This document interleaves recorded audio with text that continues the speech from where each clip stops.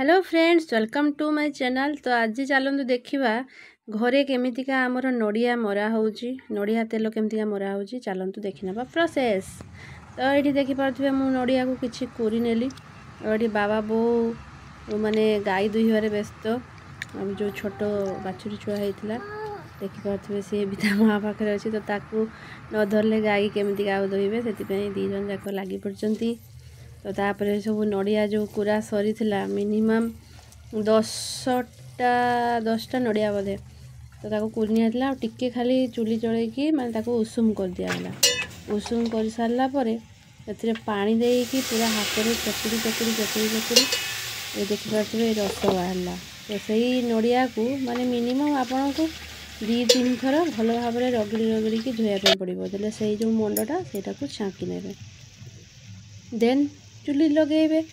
एटार एक्चुअली नड़िया जो नड़िया तेल बाहर करने प्रोसेस माने कष्ट अच्छी, ता सहित बहुत जाल दरकार हुए। तो देखिपे एमतीका धीरे धीरे धीरे धीरे मरी मरिका एमती प्रोसेस आसी पहुँचला। और लास्ट देखिपे यही है नड़िया तेल। तो आसतु बो कौन कहते टे शुणिनवा।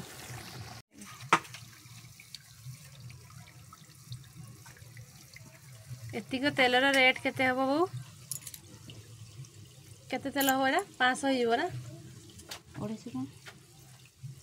एतिक तेलर रेट 250 टंका कि बेसी हबो? बेसी हबो। घर मारा तेल माने पूरा ओरिजिनल प्योर।